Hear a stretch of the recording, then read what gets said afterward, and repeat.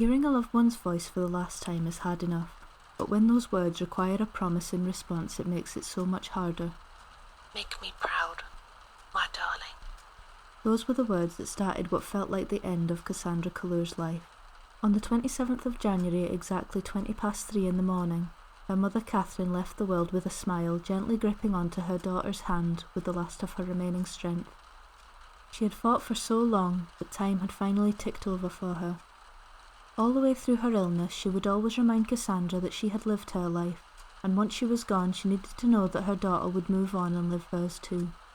For the last 3 years, she had managed to put on a smile while struggling through her mother's deteriorating health. It had taken a toll on Cassandra, but she would never let that show around Catherine.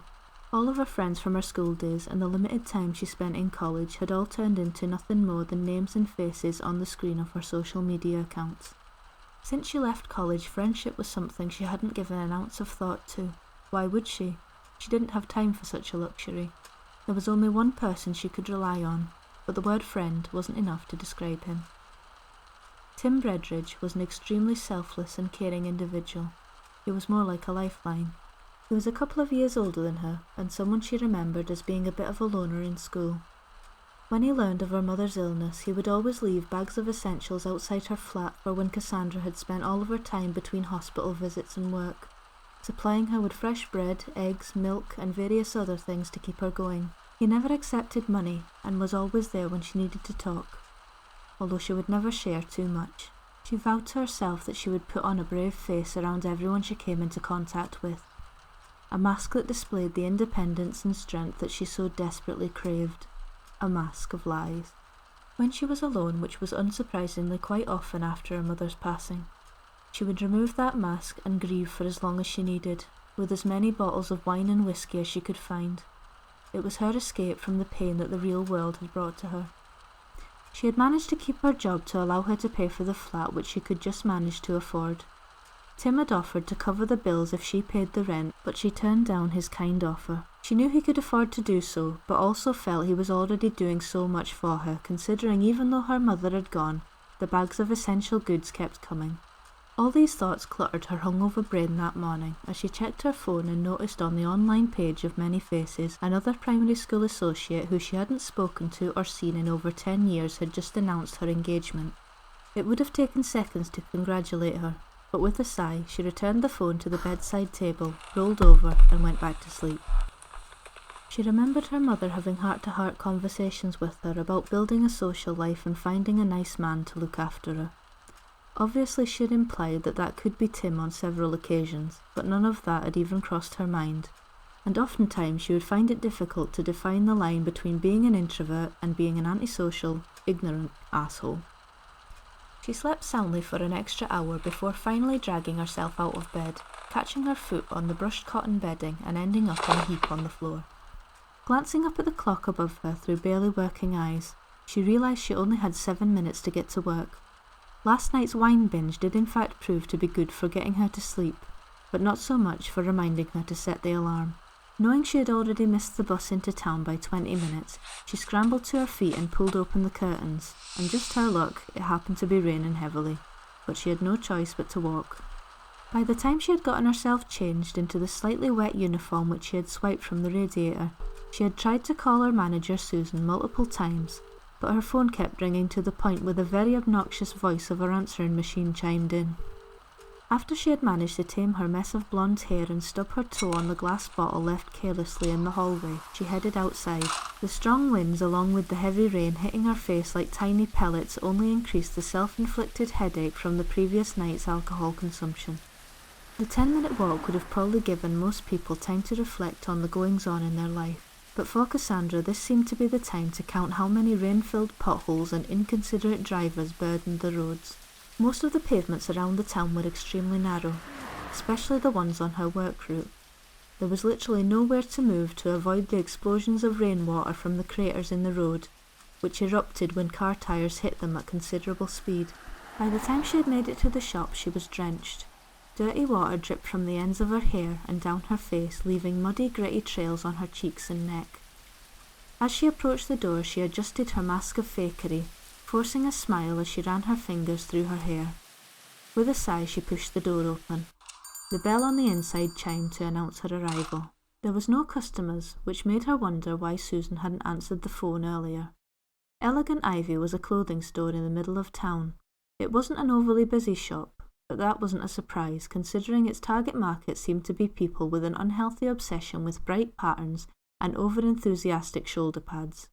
Cassandra considered it a clown's paradise. It was a small independent business with a very small number of staff, 5 in total, 2 of whom she had never met. The 3 she did know, however, were Cynthia, Maureen, and of course, Susan. Both Maureen and Cynthia were in their 60s and just went about their day with no complaints. They had dealt with Susan long enough to know to come in on time, do your job and go home, and there would be no problems. As Cassandra entered, her colleagues were trying so hard to look busy, considering there was no one to conflict their over-the-top customer service skills onto in a desperate attempt to sell the unusual garments. Susan was sat at the desk at the far end of the room, viciously scribbling on a sheet of paper. She could tell she was annoyed even before her owl-like eyes shot up in her direction upon hearing the bell. "Cassandra, you're late," she hissed, as Cassandra peeled off her saturated jacket and hung it up on the hook by the door. "I know, I am so sorry. I tried to phone but there was no answer and I missed the bus by literally seconds, so I had to walk." Obviously she couldn't tell her that she had overslept after she'd drank enough the night before to knock out a horse. "I didn't answer the phone because I knew your call was coming. I saw you last night going into your flat with a bag.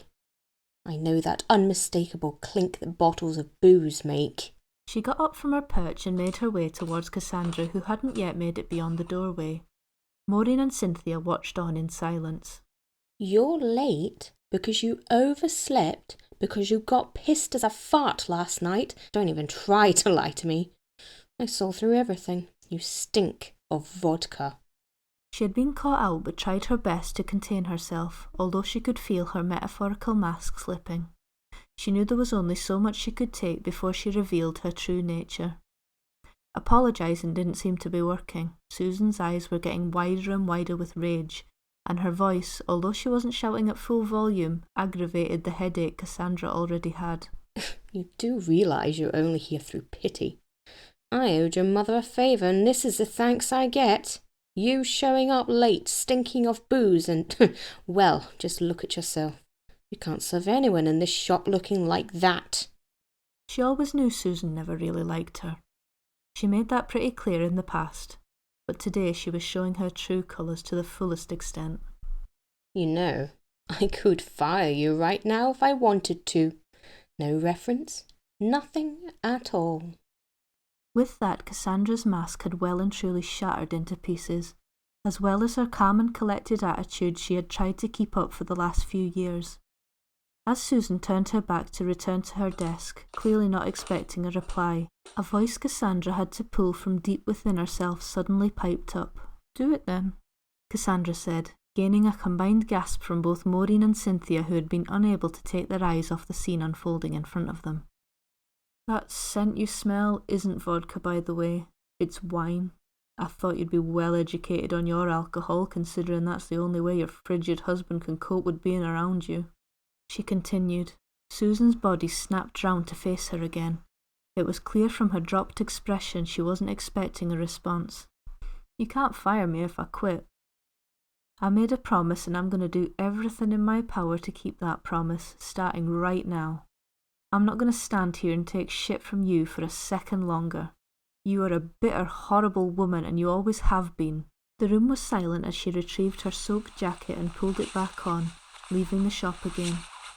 She hadn't even been inside for 10 minutes and she had already caused irreversible damage. Damage that she somehow didn't give a damn about. She walked out of there the proudest she had been in years.